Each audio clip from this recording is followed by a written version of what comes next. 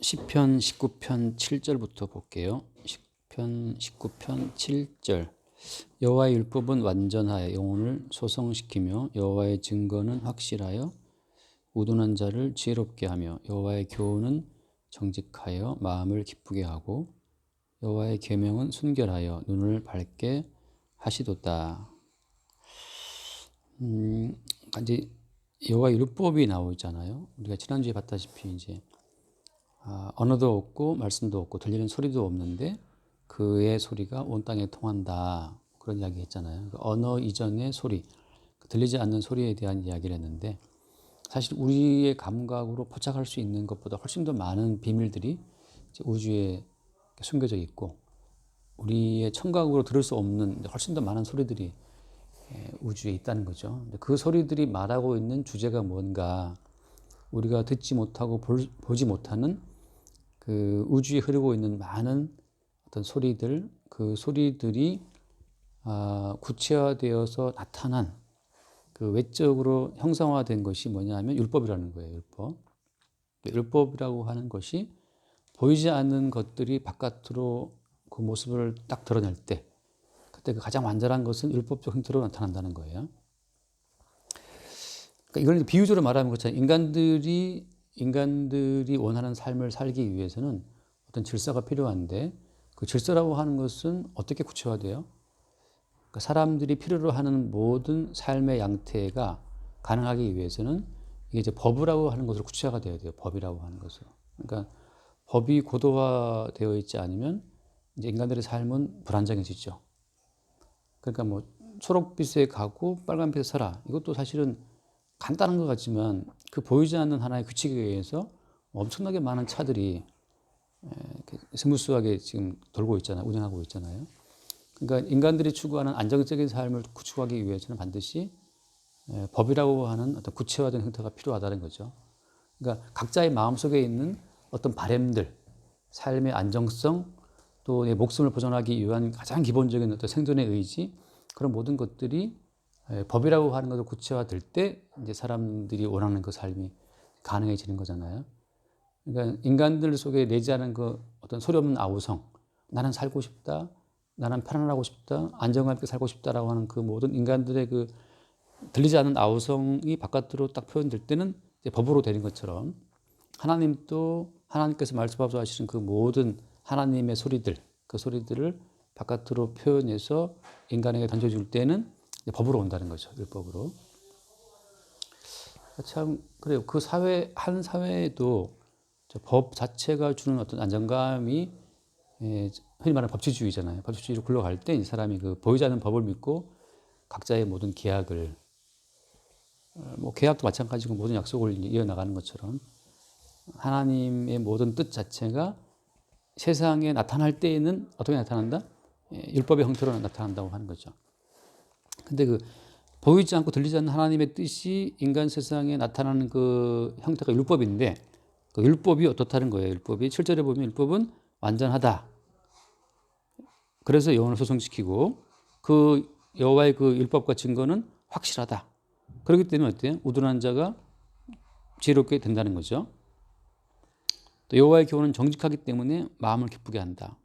번덕이 심하면 우리가 헷갈리는 수밖에 없는데 여호와의 계명은 순결하기 때문에 눈을 밝게 한다. 이렇게.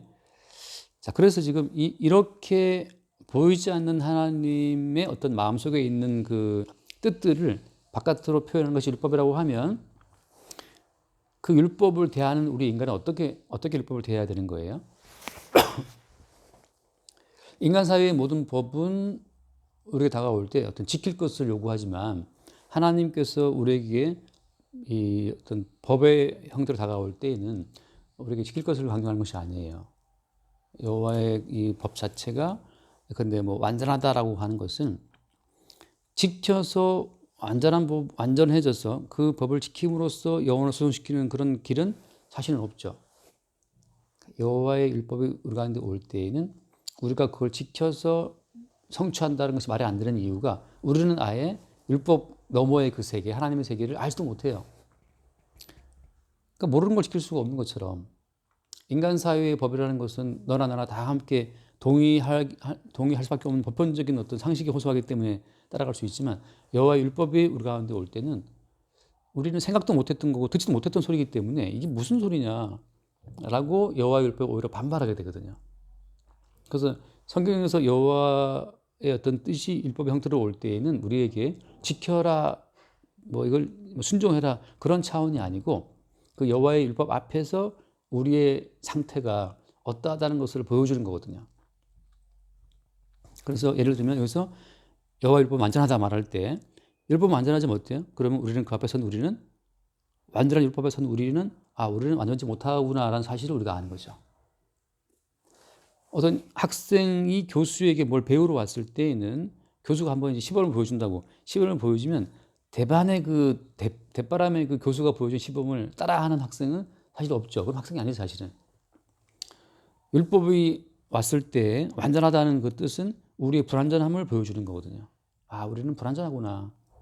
그 보이지 않는 여호와의 뜻이 율법으로 다가온 걸 보니까 예컨대 너희는 가늠하지 말라. 근데 예수님께서 어떻게 말씀했어요? 마음속으로 이미 음욕을 품어도 가늠한 것이다. 이렇게 올 때는 우리는 근본적으로 가늠하는 자라는 사실을 우리에게 납득을 시키는 거거든요. 그러니까 보이지 않는 여호와의 뜻이 율법으로 다가올 때에는 우리의 본질을 일깨우기 위해 나타난 거지 우리에게 지켜라, 지킴으로써 율법의 이 기준을 충족해 봐라라고 온 게 아니라는 거죠. 마찬가지 이야기예요. 그래서 율법이 완전한데 그다음 두 번째 뭐예요? 영혼을 소성케 한다. 그러니까 이 말은 뭐냐면 우리는 완전치 못하고 또 우리의 영혼은 이미 죽어 있다는 사실을 보여준다는 얘기죠. 그런 식으로 가면서 어떻게 되냐면 이게 여호와의 율법 자체가 완전하게 지켜지고 성취되는 어떤 한 존재로 이 성경의 모든 계시가 흘러가는 거예요. 율법이 완전한데 다시 말하면 보이지 않는 여호와의 뜻이 나타났는데 그럼 이 던져진 이 율법 자체를 이거를 우리는 그 앞에서 지키지 못하는 자로 드러났는데 그러면 이 던져진 율법 자체가 결국은 어떻게 되냐면은 이 자체가 성취자에 의해서 완료가 돼야 돼요. 그게 율법을 던진 자에 의해서 회수가 되는 거거든요.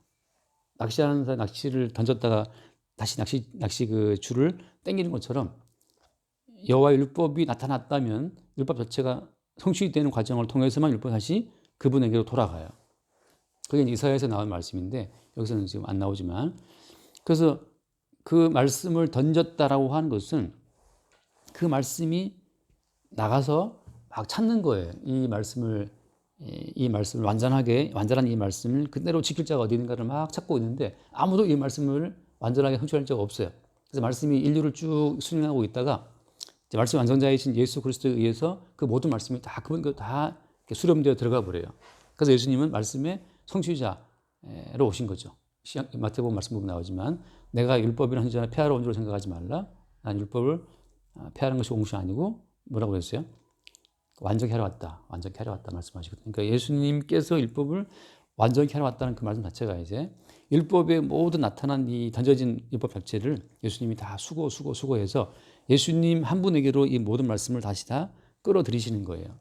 그래서 모든 말씀은 주께로부터 나왔다가 또 주께로 가는 겁니다. 우리는 거기서 어떤 과정을 하는 거예요? 말씀이 왔어요. 우리는 못 지키죠, 그죠? 그래서 그 완전하신 율법 앞에서 우리는 율법의 실패자가 돼요. 그러면 율법이 나왔다라고 하면 일단 우리는 그 앞에 실패자가 돼야 되는데 그 실패자가 됐다는 말은 우리가 어떤 자라는 소리예요? 율법이 우리에게 왔을 때에는 우리는 지키지 못하는 죄인으로 드러나는 거죠. 그러니까 율법의 목적은 뭐냐 하면 우리를 다 죄인 만드는 거예요. 죄인이 되면 또 뭐가 따라오죠? 죄에서 사망이기 때문에 율법이 왔다고 하는 것은 우리가 율법을 지키지 못하는 자, 불완전한 자고 죄인이고 따라서 우리는 사망에 속한 자라는 사실을 다 보여주면서 율법은 전 세계를 지금 순행 중에 있어요.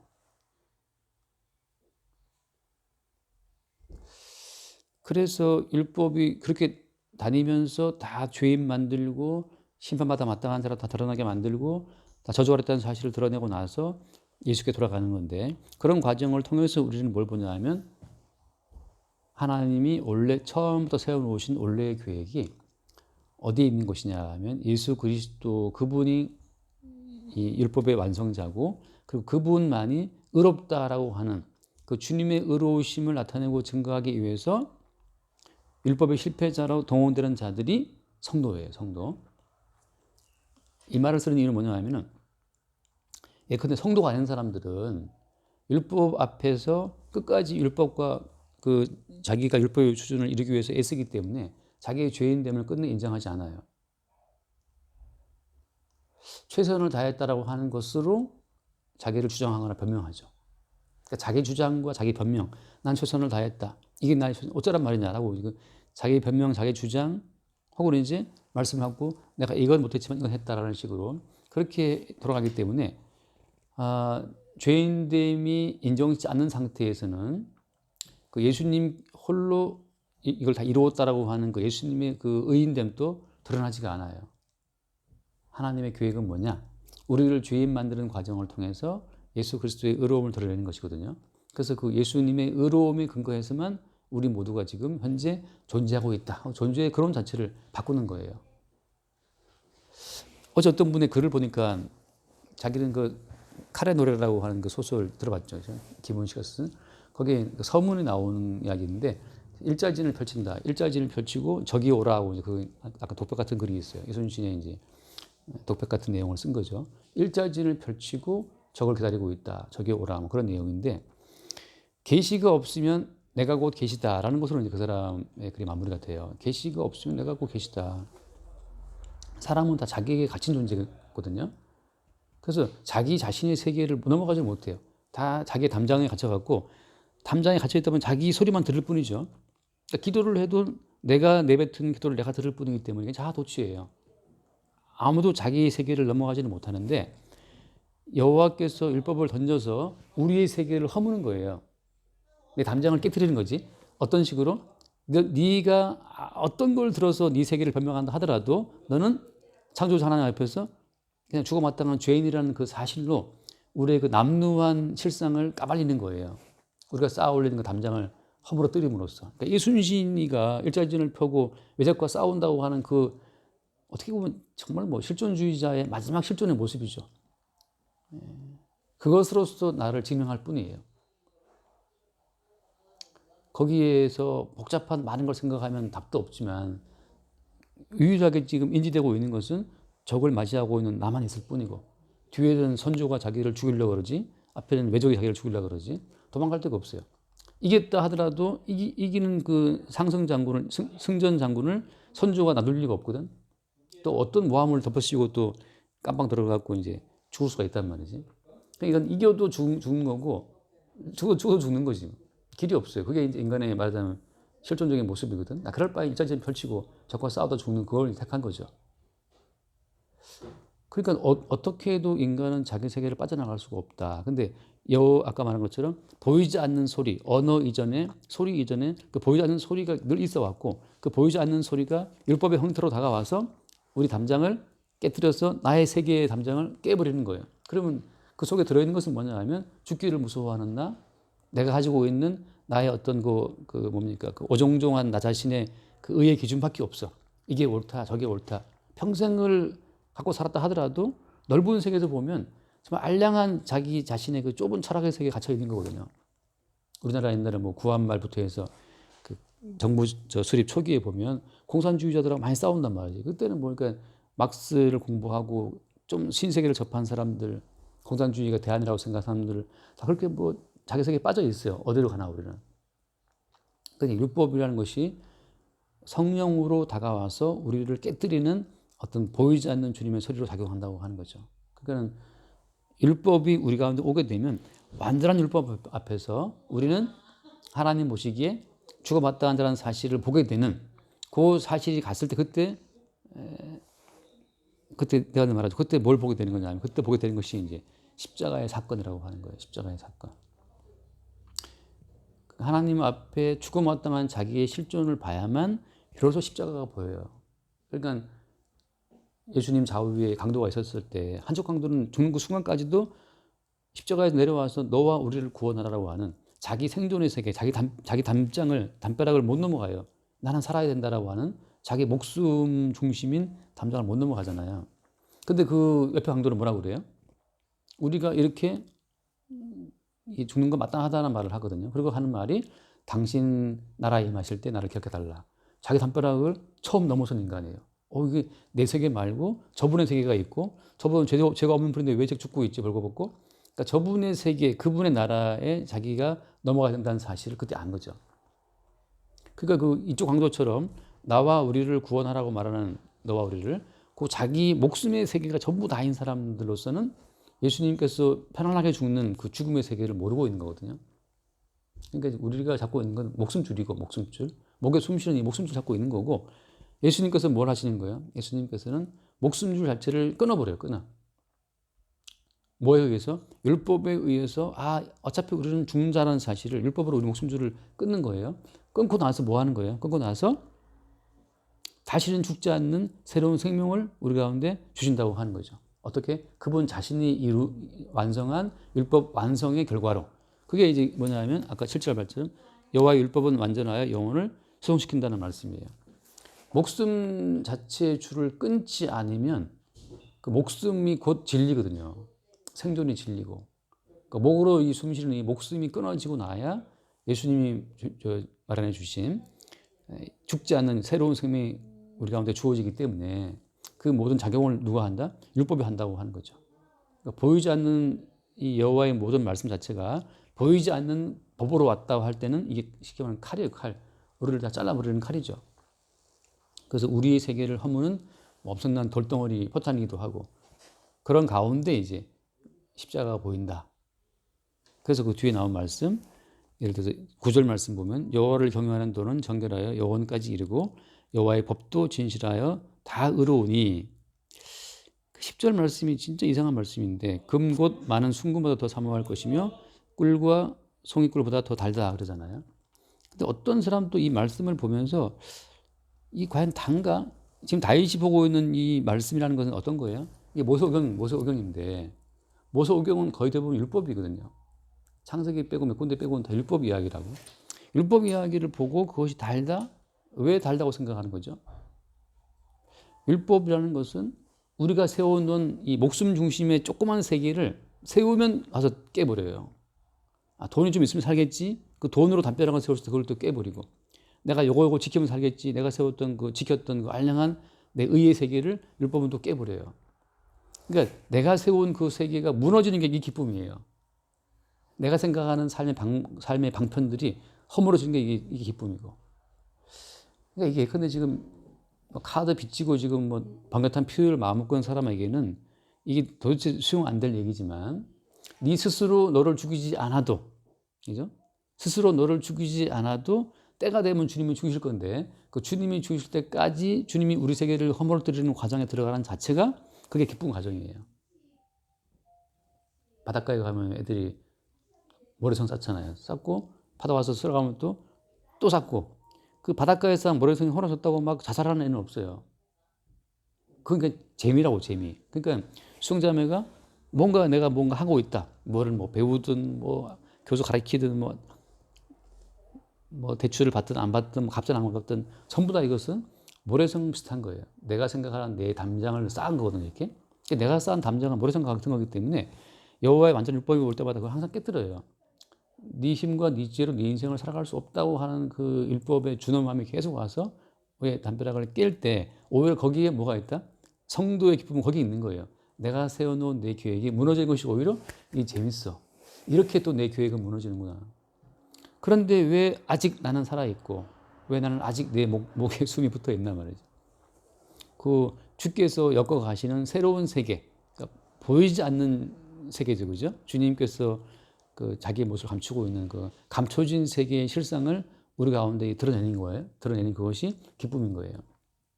그래서 내가 봤던 글 중에서 웃기는 게 소설을 막 무지 길게 쓴 사람이 어떤 시인에게 무릎을 꿇고 나는 너의 신발끈만 풀어도 좋겠다고 이제 어떻게 너는 그렇게 짧은 글로 그렇게 말하면 핵심을 드러내느냐. 그랬더니만 또 시인은 또 뭔 소리냐. 나는 네가 부럽다. 어떻게 그렇게 소리를 썰을 길게 푸냐고 이제 서로 존경한다 그러는데 왜냐하면 그 시인이 하는 말은 나는 내가 뭘 쓰려고 한 것이 아니고 어느 순간 그게 번뜩 보였다는 거죠. 보인 거예요. 보인 것대로 썼을 뿐이야. 그러니까 그건 나의 전이 아니라는 거죠. 그게 말하자면 이제 내가 말하는 천재성이라고 하는 건데 천재는 자기도 모르는 뭔가가 보이는 거란 말이지. 그걸 또 이게 구체화시키는 거고. 그걸 본 사람들이 이제 자부심 품은 모차르트 같은 사람이 될 수도 있겠지만, 그래서 여기서 말하는 건 뭐냐, 제가 지금 말하고 싶은 건 뭐냐면, 내가 생각한 내 세계가 무너지잖아요. 그럼 이제 끝이구나가 아니고, 새로운 보이지 않는 세계의 주님이 새롭게 세우시는 내가 등장해요.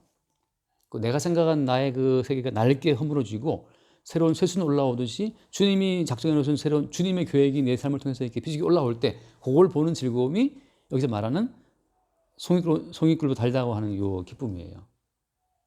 내가 생각하는 의로움을 누추한 건데, 예수님께서 우리를 위해 대신 죽으심으로 준비해 놓은 그 의라고 하는 것은, 이건 무엇으로도 뺏길 수 없는 그 영원한 의라고 하는 것이, 그걸 보는 즐거움이에요.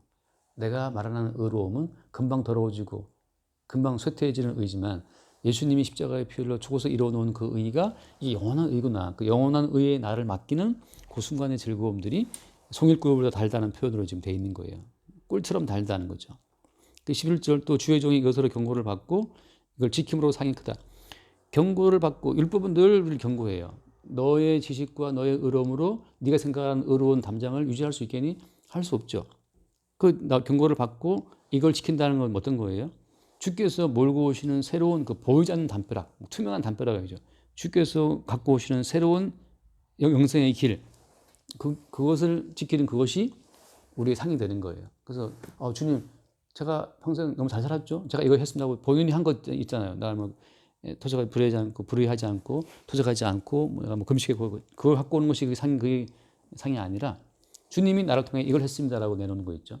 그게 상이 되는 거예요. 그래서 상이 크다라고 말을 하죠. 그 12절, 자기 허물을 깨달을 자가 누구냐, 나를 숨은 허물에서 벗어나게 하소서. 자기 허물을 깨닫는 것은 아까 말한 것처럼 여호와의 율법이 성령으로 다가와서 우리 담장을 확 허물 때, 내 의의 세계를 허물 때, 그때 내가 하나님 보시기에 허물이 많다는 사실을 그때 보게 되죠. 그 사실을 말하기 때문에 보이지 않는 소리가 보이는 율법으로 튀어나와서 우리 세계를 허물고 주님이 완성해 놓으신 새로운 의의 세계를 돌출시키는 그 모든 과정 속에 있지 않으면 자기 허물을 깨닫거나 볼 자도 없어요. 그래서 다 자기 잘난 줄로만 알고 살아가요, 평생을. 그러니까 뭐 가끔 이야기하는 그 뭐 교수라고 하는 분도 마찬가지죠. 자기 허물을 도대체, 자기 의로움밖에 안 보여요. 그래서 자기 의로움밖에 안 보여요. 허물은 보여. 자기 의로움의 세계, 자기 의로움의 담장이 높이 올라갔기 때문에, 대감마님처럼 지금 자기 의로움의 그 담장만 높이 세우고 구축한 사람이기 때문에 딴 사람들은 하찮게 볼 수 있고. 그 13절, 또 주의 종에게 고의로 죄를 짓지 말게 하사 그 죄가 나를 주장하지 못하게 하소서. 그리하면 내가 정직하여 큰 죄가에서 벗어나겠나이다. 여기서 말하는 고의로 죄를 짓는다는 것은 신학성경으로 말하면 성령을 해방하는 죄라고 있어요. 마태복음에. 성령을 해방한다는 건 뭐냐면은, 말하자면 성령으로 아니하고서는 우리가 아무도 우리 율법에 의해서 우리가 죄인인지를 몰라요. 그럼 어떻게 되냐 하면, 율법으로 계속 우리 의만 챙겨. 율법이 너무너무 많은데 그 중에 필요한 것만 골라서 자기 의로움의 옷을 해 입어요. 그냥 정말 아주 고급 비단이 있는데 비단을 잘라가지고 낡은 옷을 갖다 붙이는 식으로. 그게 이제 그 뭐죠? 세스로운 세부대의 반대말이에요. 자기의 낡은 도덕성, 낡은 자기 의를 지키기 위해서 성경에 있는 아주 그 금과 옥조 같은 말씀들을 뽑아갖고 자기 의를 갖다 붙이는 데 쓰는 거죠. 그 쇼생크 탈출 영화 본 적 있죠? 쇼생크 탈출. 거기 보면 그 교도소장이 아주 늘 하는 말이 있잖아요. 그날은 우리는 뭐 그 요한계시록 말씀 갖다 쓰잖아요. 그런 것처럼 자기 의로움을 챙기기 위해서 갖다 쓰는, 그게 바로 성령 해방죄인데, 오히려 성령은 와서 뭐 하느냐 하면 율법을 갖고 우리의 죄인됨을 보게 하죠. 그게 이제 계속해서 우리로 하여금 정직하게 하시는 방법이에요. 그러니까 정직한 사람은 뭐 하냐면, 내가 하나님 보시기에 허물이 많은 죄인이라는 사실을 본다는 거예요. 그게 성령께서 역사하시는 결과라고 하는 거죠. 끝에 보면 14절에 나의 반석이시오 나의 구속자이신 여호와여, 내 입의 말과 마음의 묵상이 주님 앞에 연락되기를 원한다. 그렇게 되어 있잖아요. 무엇을 보냐 하면 반석이 주님이라고 하는 거. 그러니까 그런데 모래성이 허물어도 괜찮은 이유는 알고 있잖아요. 그죠? 자기가 서 있는 그 삶의 바닥을 보고 있는 상태에서 모래성은 그냥 하나 오락거리에 불과한 것을 알기 때문에 거기에 뭐 신경 쓸 필요가 없죠. 하나의 그냥 즐거움일 뿐이지. 그런 것처럼 반석이라고 하는 것, 내 생명의 기반이 주님이라는 사실을 보고 있을 때에는 이게 살고 죽는 것이 나의 어떤 할 탓에 있지 않다는 걸 알게 되는 거죠. 살고 죽는 것은 내 할 탓이 아니에요. 그래서 살기 위해서 예수를 믿고자 하는 것도 죄가 되는 거예요. 다시 말하면 그것은 살기 위해서 예수를 믿는 사람들은 아직 예수를 믿는 게 아니에요. 누굴 믿는 거예요? 그 예수를 붙잡는 자기를 믿는 거죠. 이렇게라도 예수를 붙잡으면 살겠지라고 하는 예수를 믿는 자기를 믿는 거거든요. 그럼 뭐냐? 여기 말씀처럼 반석이라. 주님께서 내 반석이라는 사실, 내가 엎어지나 뒤집어지나 내가 이미 반석 위에 있다는 사실. 바꿔 말하면 주님이 우리 가운데 오셔서 이미 주님이 나를 안고 있다는 사실. 가끔 내가 들은 예처럼 여행 갔다 올 때 아이들이 뒷좌석에서 자고 있어요. 자고 있어도 걔네들이 편히 잠들어요. 왜냐하면 아빠 차에 있다는 걸 알고 있고 또 잠들면 아빠가 안고 갈 걸 알고 있기 때문에. 그것처럼 우리는 내 비록 치매가 온다 하더라도 내가 예수를 놓친다 하더라도 걱정할 것이 없는 것이 내가 치매가 오더라도 반석 위에 있고 내가 기억상실이 왔다 하더라도 나는 이미 생명의 반석 대신 주님 안에 있다는 사실, 그 사실 때문에 우리가 안심하고 치매 걸려라 내가 하는 말처럼 안심하고 치매도 상관없다. 이미 반석 위에 있기 때문에 그걸 믿는 게 믿음이라고 하는 거죠. 내가 예수를 믿어야 된다. 그거는 내 의지고 내 담장 세우는 거예요. 근데 내 기억이 다 사라진다 하더라도 나는 이미 반석 대신 주님 안에 있다는 걸 믿는 그것이 믿음이죠. 그러니까 반석 대신 주님 그 안에서 편하게 망하라 이거죠. 편하게 망하고 편하게 빗장이게 되고 편하게 치매가 온다 하더라도 걱정 말라. 주님 안에 있다는 사실. 그게 믿음이라고 하는 거예요. 그래서 내 입의 말과 마음의 묵상이, 그래서 입의 말은 표현된 거지만 마음 묵상은 이게 참 마음에 흐르는 큰 어떤 신의물 같은 거라서 나도 나를 잘 모르지만 뭔가 내 마음에 내 의식으로나 언어로 끄집어내지 못하는 수없이 많은 어떤 생각들이 흘러가요. 그런 마음의 묵상까지 주 앞에 연락되기를 원한다라고 기도하는 거죠. 그러니까 이미 보이지 않는 소리를 감지한 사람이 하는 고백이 뭐냐? 마음의 묵상이 주 앞에 연락되기를 원한다라고 하는 그런 그런 표현을 할 수 있는 거죠. 그러니까 미처 내 의식으로 다 못 이렇게 끄집어낸다 하죠. 의식으로 그 모든 것을 다 바깥으로 못 길어 올린다 하더라도 두레박으로 우물 길어봤자 얼마나 길겠어요? 우물에 물 길어본 적 있어요? 시골에 나도 어릴 때 많이 길었는데 그 포도 계속 올라오거든 사실. 그러니까 두레박으로 몇 개 길어 올린 거 마치 우리 의식으로 몇 개 이렇게 포착해서 끄집어낸 그 말들 자체가 그게 큰 의미가 없어요. 물론 그것도 의미가 있죠. 그대로. 그러나 훨씬 더 많은 부분이 지금 우물에 물이 흐르고 있는 것처럼 우리가 듣고 있는 말, 우리가 표현할 수 있는 그런 말보다 훨씬 더 많은 것들이 있다는 거죠. 그런 마음의 묵상, 연락되기 원한다. 그런 이야기를 하고 있습니다. 이것이 할까요? 기도하고 마칩시다.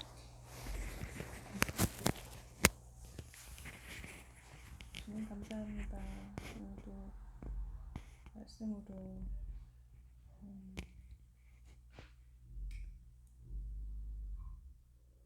주님이 십자가로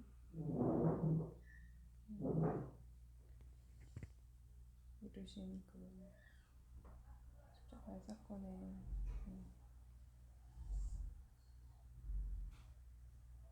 오직 은혜로서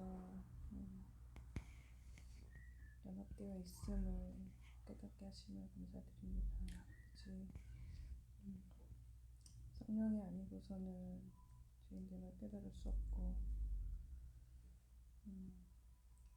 항상 생존에 붙들리고 자신의 세계 속에 갇혀 있을 수밖에 없는 그들에게 항상 놀라운 주님의 은혜를 성령으로 인도하시면서 도와주시기를 간절히 원합니다.